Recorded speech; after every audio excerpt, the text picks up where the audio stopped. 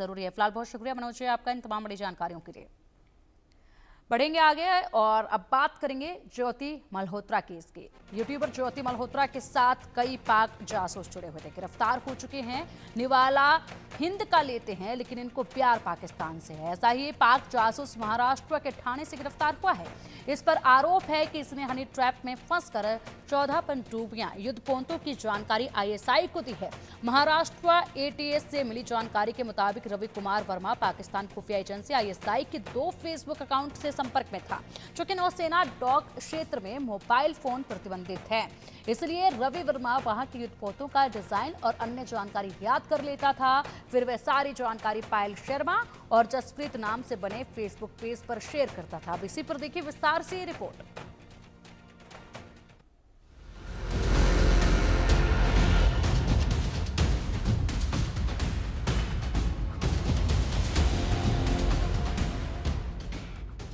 पाकिस्तानी जासूस तुफैल शकूर हारून, ज्योति अभिषेक मोतीराम, देश में कितने नमक हराम। देश से गद्दारी, पाकिस्तान से यारी। देश के गद्दारों में हिमाचल प्रदेश के कांगड़ा से महज 20 साल के अभिषेक भारद्वाज का नाम भी जुड़ चुका है। इसे पाकिस्तान से जासूसी करने के शक में गिरफ्तार कर लिया गया है। अभिषेक पर भारत की संवेदनशील जानकारियां पाकिस्तान में बैठे एजेंटों को भेजने का आरोप है।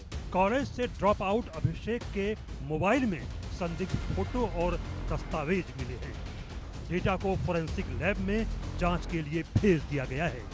कांगड़ा पुलिस के अनुसार छोटी उम्र में ही शातिर अभिषेक ऑनलाइन माध्यमों से देश विरोधी गतिविधियों में शामिल हुआ था।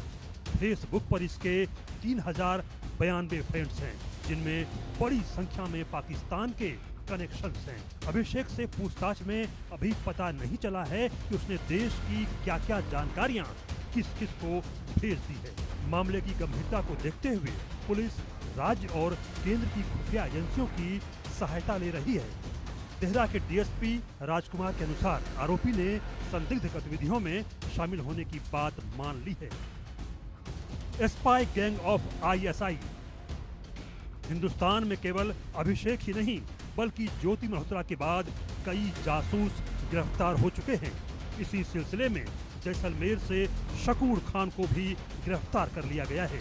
शकूर खान राजस्थान सरकार के रोजगार विभाग में कर्मचारी है। सीआईडी और खुफिया एजेंसियों की टीम ने इसे रोजगार कार्यालय से ही पकड़ा है। शकूर खान वरिष्ठ कांग्रेसी नेता सालेह मोहम्मद के निजी सहायक के तौर पर काम कर चुका है। सालेह मोहम्मद और आरोपी दोनों एक ही गांव के रहने वाले हैं। हालांकि सुरक्षा एजेंसियों ने राजनीतिक संबंधों पर टिप्पणी करने से फिलहाल मना कर दिया है। शकूर पर कई सालों से गोपनीय सूचनाएं पाकिस्तान भेजने का आरोप है। शकूर कुछ समय पहले विभाग को बिना बताए पाकिस्तान चला गया था। साथ ही विभागीय अनुमति के बिना कम से कम 6-7 बार यह पाकिस्तान जा चुका है। इसके फोन में सैन्य अभियानों से जुड़े कोई फोटो या वीडियो नहीं मिले हैं, लेकिन खान के मोबाइल में कई अज्ञात पाकिस्तानी नंबर जरूर मिले हैं। इसने कई फाइलें डिलीट भी की हैं। बात केवल शकूर खान की नहीं है।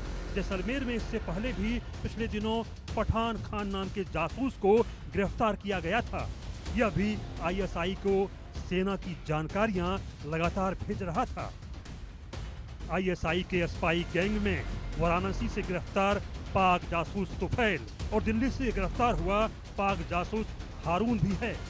और सबसे खास बात ये कि गद्दारों में एक नाम सीआरपीएफ जवान मोतीराम जाट का भी है।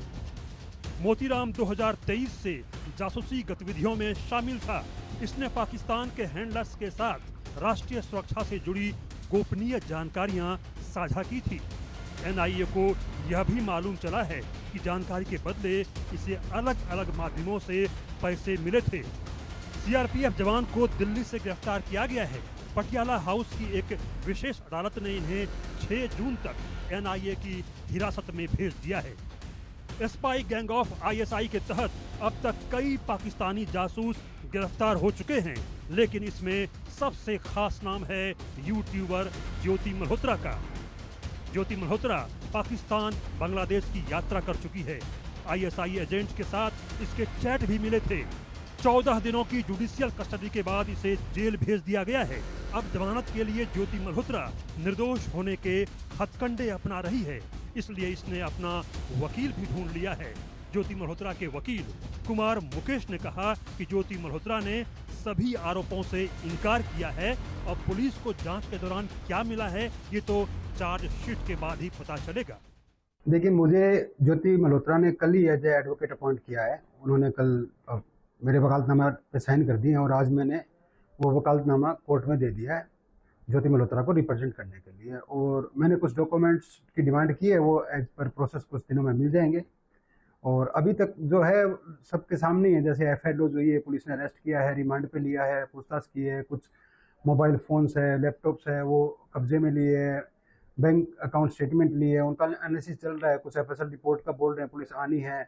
तो अभी फिलहाल इन्वेस्टिगेशन जो है उतना ही, जितना आप लोगों को पता उतना ही मुझे पता है। वकील के अनुसार अभी तक सब कुछ सबके सामने है। पुलिस ने एफआईआर की, गिरफ्तार किया और रिमांड पर भेज दिया गया। मोबाइल, लैपटॉप जब्त किए गए हैं, बैंक स्टेटमेंट भी लिया गया है। इन सब की स्टडी के बाद ही कुछ बताया जाएगा। ज्योति की लग्जरी लाइफ पर वकील ने कहा कि ब्लॉगर है तो पैसे तो आएंगे, सवाल ये है कि ये पैसे कहां से आए। आईएसआई और पाकिस्तानी एजेंट्स ने पैसे दिए तो अलग बात है, हालांकि पुलिस ही बता पाएगी कि पैसे आखिर कहां से आए। पाकिस्तान में ज्योति मल्होत्रा को सुरक्षा मिलने पर वकील ने कहा कि सुरक्षा तो किसी को भी मिल सकती है, ब्लॉगर है तो उसे भी सुरक्षा मिल सकती है। दरअसल ज्योति के वकील का काम डिफेंस का है। वो निर्दोष होने के तर्क जरूर देंगे, लेकिन कानून साक्ष्यों पर फैसला करता है। ज्योति के video, mobile chat, Pakistani connections, सारी कहानी खुद बयां कर रहे हैं। ऐसे में वह अब ना झांसा दे सकती है और न ही कानून के लंबे हाथों से बच सकती है। Bureau report, India news.